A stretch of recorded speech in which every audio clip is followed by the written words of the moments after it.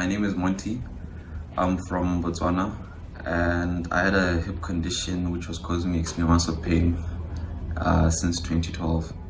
So I came all the way from Botswana to India to the hospital to see the orthopedic doctor here to get the hip treated because I was recommended to get a hip replacement, and getting a hip replacement at 20 years old is not ideal.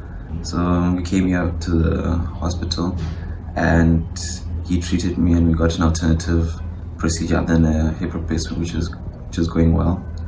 And overall, the overall experience here was very good. Excellent service. The chef is good. The nurses are great, very kind, very loving. And yeah, no, it's a good international experience.